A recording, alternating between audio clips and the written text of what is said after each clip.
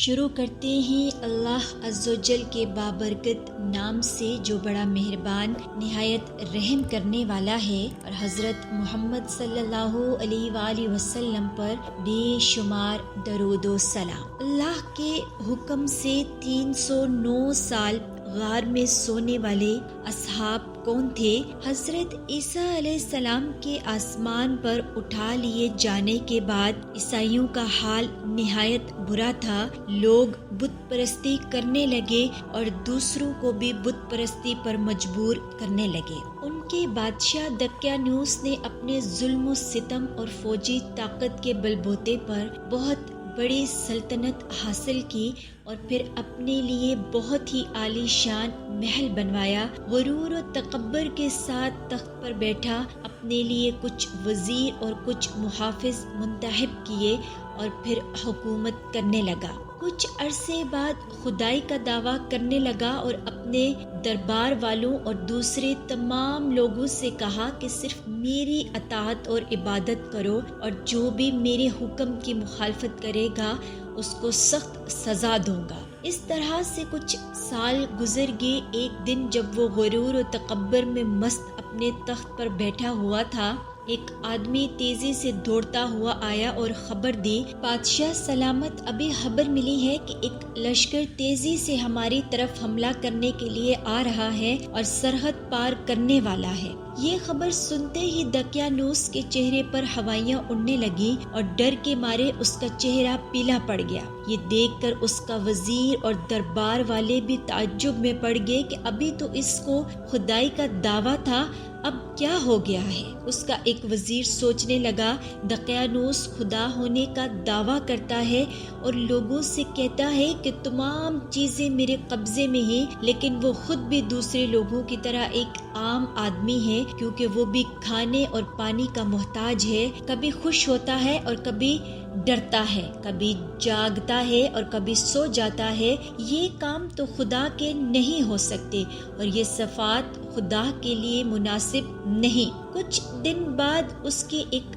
دوست ان سے ملنے اس کے گھر آئے اور دقیانوس کے خدا ہونے کے سلسلے میں باتیں ہونے لگی تو وہ اس نتیجے پر پہنچے کہ دقیانوس ایک کمزور اور ناتواں مخلوق ہے۔ وہ صرف خدائی کا دعویٰ کرتا ہے، ورنہ حقیقی خدا وہ ہے جو حکیم، عالم اور اس پورے کائنات کو پیدا کرنے والا ہے۔ اس کے دوستوں نے بھی اس کی باتوں پر غور کیا اور پھر سب نے اس کی تائید کی۔ تب انہوں نے طے کیا کہ دقیانوس کے شر سے بچنے کے لیے ہمیں اس شہر سے نکلنا ہوگا، اور آخر کار پورے ارادے کے ساتھ شہر سے باہر نکلے اور ایک بیاباں کی طرف چل دیے۔ راستے میں ان کو ایک چرواہا ملا۔ انہوں نے کچھ دیر اس کے پاس آرام کیا اور اس سے باتیں کرنے لگے۔ پھر جب وہ چلنے لگے تو وہ بھی ان کے ساتھ ہو گیا اور اس کا کتا بھی آ گیا۔ انہوں نے کہا، اس کتے کو اپنے ساتھ کیوں لا رہے ہو؟ وہ ہمارے لیے خطرہ پیدا کر سکتا ہے اور اس کے ذریعے سے دشمن ہم سے باخبر ہو سکتا ہے۔ انہوں نے بہت کوشش کی کہ کسی طرح کتے کو بھگا دیں، لیکن کامیاب نہ ہو سکے۔ پھر چرواہے نے کہا، اسے آنے دو، ہو سکتا ہے کہ یہ ہماری حفاظت کرے۔ وہ مجھ سے مانوس ہے اور میں اسے خاموش کر سکتا ہوں۔ صحراؤں اور پہاڑوں سے گزرتے ہوئے وہ ایک غار کے پاس پہنچے اور سوچا اس میں ذرا چل کر آرام کیا جائے۔ سب لوگ آرام کے لیے لیٹ گئے۔ تھکاوٹ کی وجہ سے انہیں فوراً نیند آ گئی اور کتا بھی غار کے کنارے سو گیا۔ یہ غار اتنا بڑا تھا اور اس کا دروازہ اس طرح کا تھا کہ سورج طلوع ہوتا تھا تو اس کی کرنیں سیدھی اس غار میں پڑتی تھی، اور جب غروب ہوتا تھا تب بھی ایک بار اس میں چمکتا تھا۔ یہ با ایمان اور صالح جوان سالوں تک اس طرح سوتے رہے۔ جب بیدار ہوئے تو سورج ڈوب رہا تھا، لہٰذا وہ یہ سوچ رہے تھے کہ ہم فقط ایک دن سوئے ہیں۔ پھر ایک دوسرے سے پوچھنے لگے، ہم کتنا سوئے ہیں؟ صرف ایک دن، بلکہ اس سے بھی کم۔ وہ بھوکے تھے اور انہیں کھانے کی ضرورت تھی، لہٰذا طے پایا کہ ان میں سے ایک شخص بہت ہی احتیاط سے شہر جائے اور کھانے کے لیے کچھ لے آئے۔ ان میں سے ایک تیار ہوا اور وہ باہر آیا۔ جب باہر آیا تو کیا دیکھتا ہے کہ باہر کا پورا منظر بدل چکا ہے۔ پہاڑوں پر صرف چند سوکھے پیڑ دکھائی دے رہے ہیں اور کچھ نہیں۔ جس راستے سے وہ آئے تھے وہ بھی اسے عجیب سا لگا اور شہر تو بالکل بدل چکا تھا۔ اسے بہت تعجب ہو رہا تھا اور کچھ سمجھ میں نہیں آ رہا تھا کہ آخر یہ کیا ہو گیا ہے۔ روٹی کی دکان پر گیا، چند روٹیاں اٹھائیں اور دکاندار کو وہ پیسے دیے جو ساتھ لایا تھا۔ ارے یہ پیسے تو بہت پرانے ہیں، آج کے زمانے کے نہیں ہیں، تمہیں ضرور کوئی خزانہ ملا ہے۔ کیا کہہ رہے ہو؟ یہ پیسے میں چند دن پہلے اسی شہر سے لے کر گیا ہوں۔ تم جھوٹ بول رہے ہو، تمہیں ضرور کوئی خزانہ ملا ہے اور تم اسے چھپانا چاہتے ہو۔ ایک بھیڑ اکٹھی ہو گئی اور خبر جنگل کی آگ کی طرح پھیلتی گئی، یہاں تک کہ بادشاہ کے کانوں تک پہنچی۔ اسے بادشاہ کے دربار میں حاضر کیا گیا تاکہ اس سے پوچھ تاچھ کی جائے۔ کیا تم کو کوئی خزانہ ملا ہے؟ بادشاہ نے سوال کیا۔ نہیں، مجھے کوئی خزانہ نہیں ملا ہے۔ میں جب اس شہر سے نکلا تو لوگ مجبور تھے کہ دقیانوس کی عبادت اور پرستش کریں، اور جب واپس اس شہر میں آیا ہوں تو سب کچھ بدلا ہوا ہے۔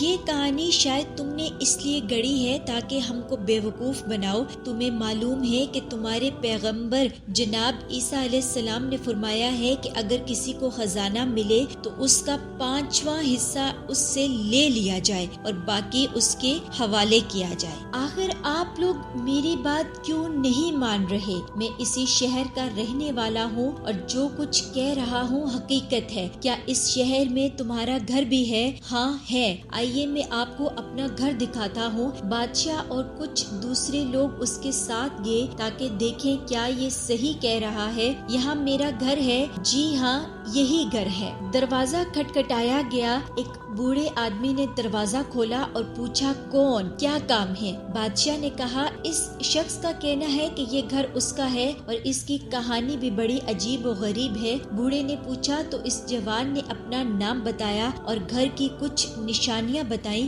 وہ بوڑھا اس جوان کے قدموں میں گر گیا اور اس کے ہاتھوں کو چومنے لگا۔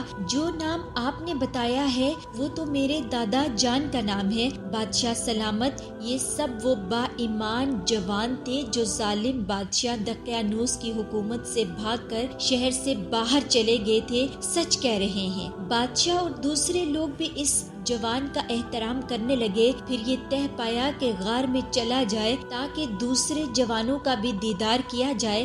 سب لوگ غار کی طرف چل پڑے۔ جب غار کے قریب پہنچے تو اس نوجوان نے کہا ابھی آپ لوگ یہیں ٹھہر جائیں تاکہ میں اپنے دوستوں کو ساری بات بتا دوں، کیونکہ انہیں معلوم نہیں کہ وہ کتنا سوئے ہیں۔ اگر وہ آپ لوگوں کو دیکھیں گے تو یہی سمجھیں گے کہ دقیانوس کی فوج ہمیں گرفتار کرنے آئی ہے۔ وہ دوستوں کے پاس آیا اور کہا دوستو، کیا آپ جانتے ہیں کہ ہم کتنا سوئے ہیں؟ بتا تو دیا ہے کہ 1 دن، بلکہ اس سے بھی کم نہیں دوستو، بلکہ ہم لوگ 309 سال تک سوئے ہیں۔ دقیانوس بہت سالوں پہلے مر چکا ہے اور اس کے بعد خدا نے ایک پیغمبر بھیجا ہے جس کا نام عیسیٰ ابن مریم ہے۔ خدا کے حکم سے وہ بھی اب آسمان پر چلے گئے ہیں اور اس وقت کا بادشاہ اور لوگ سب اسی پیغمبر کے ماننے والے ہیں اور سب لوگ آپ کے دیدار کے منتظر ہیں۔ اس کے دوست تعجب سے اس کی باتیں سن رہے تھے۔ ان میں سے ایک نے کہا تم کیا کہہ رہے ہو؟ کیا یہ چاہتے ہو کہ ہم لوگوں کے لیے عبرت بنے؟ پھر کیا کیا جائے؟ آؤ سب